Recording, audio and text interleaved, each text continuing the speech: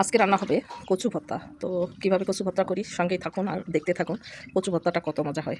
তো কচুগুলো প্রথমে এই যে কেটে ধুয়ে পানিতে পরিষ্কার করে ধুয়ে তারপর যে পানি ঝরিয়ে নিয়েছে, এরপর এখন চুলার উপর একটা কড়াই বসিয়ে দিয়েছে, এর মধ্যে কচুগুলো দিয়ে দিবে। দিয়ে দেবে বেশ কিছুটা পেঁয়াজ, কাঁচামরিচ আর রসুন, হলুদের গুঁড়া, স্বাদ মতো লবণ। আর কচুগুলো সেদ্ধ হওয়ার জন্য সামান্য একটু পানি দিয়ে দিবে, কারণ যেহেতু লাকড়ির চুলায় রান্না হচ্ছে খুব দ্রুত পানিগুলো শুকিয়ে যায়, এই জন্য একটু পানি দিতে হবে। আর যদি গ্যাসের চুলায় রান্না করেন তাহলে কিন্তু পানি দেওয়ার কোনো প্রয়োজন হয় না। তো এখন ঢাকনা দিয়ে ঢেকে কচুগুলো সেদ্ধ হওয়া পর্যন্ত রান্না করে নেবে, নেড়ে দিবে। এই যে দেখুন পানি দিয়েছে, কত তাড়াতাড়ি পানিগুলো শুকিয়ে গেছে। একটু নাড়াচাড়া না করলে নিচ দিকে পুড়ে যেতে পারে। আর ওদিকে আজান দিয়ে দিয়েছে, আজান হচ্ছে মাইকে, মানে মসজিদে আজান হচ্ছে। নেড়ে চেড়ে সেদ্ধ করে নিতে হবে ভালো করে। ভর্তাগুলো যে কী মজা, অনেক দিন ধরেই খাওয়া হয় না, গ্রামে আসছি। তো এই যে কচু পাতা উঠে নিয়ে আসছে, সেগুলো ভর্তা করা হচ্ছে। এগুলো কিনতেও হয় না, আর আমরা যারা শহরে থাকি কিনে নিয়ে এসে তারপর খেতে হয়, আর তেমন ভালো লাগে না। আর এই যে গ্রামের প্রাকৃতিক মাছ থেকে সঙ্গে সঙ্গে উঠে নিয়ে এসে খাওয়ার মজাই আলাদা। এরকম ঘুটনি কার কার আছে সেগুলো একটু দেখাও তো, আপনাদের কার কার বাড়িতে এইরকম মানে ডাল ঘুটনি আছে, অবশ্যই কমেন্টে জানাবেন। আর দেখেন আমাদের এলাকায় এইরকম ঘুটনা দিয়ে ডাল ঘুটে এই যে কচু ভর্তা করে, কার কার আছে এরকম।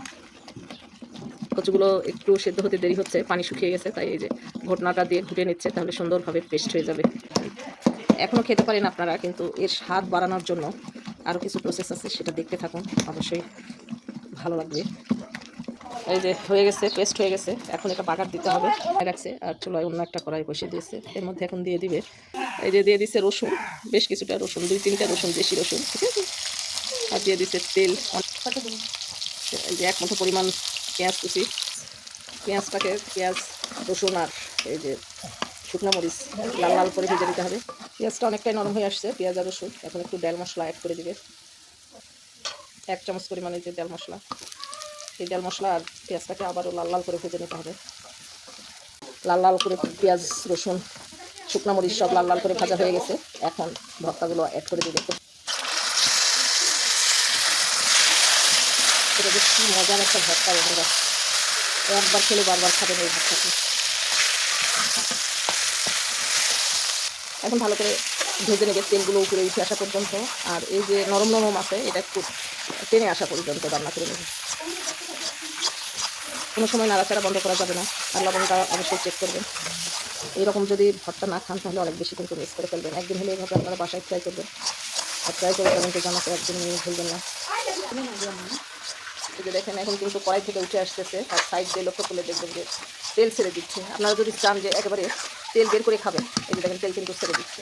আর এটা যখন একটু ঠান্ডা হয়ে যাবে তখন কিন্তু এমনি এমনি তেল ছেড়ে দিবে, আর এই পাতাগুলো, ভর্তাগুলো শক্ত হয়ে যাবে, মানে টেনে যাবে আর কি। তো রান্নাটা কমপ্লিট হয়ে গেছে। এই যে একটা পাত্রে উঠে দিচ্ছে, আর কালারটা দেখলে কতটা সুন্দর হয়েছে, সুন্দর হয়েছে। এই যে দেখেন রান্নাটা কমপ্লিট, একটা বাটিতে উঠে নিয়েছে, কতটা সুন্দর হয়েছে কালার, অসাধারণ একটা কালার আসছে। গ্রামীণ রান্নাগুলো আপনাদের কেমন লাগে অবশ্যই কমেন্টে জানাবেন। আর ভিডিওগুলো যদি ভালো লাগে তাহলে প্লিজ একটা লাইক, একটা কমেন্ট, একটা শেয়ার করবেন, পেজটাকে ফলো দেবেন। ভালো থাকবেন সবাই, দেখা হবে পরবর্তী ভিডিওতে। আল্লাহ হাফিজ।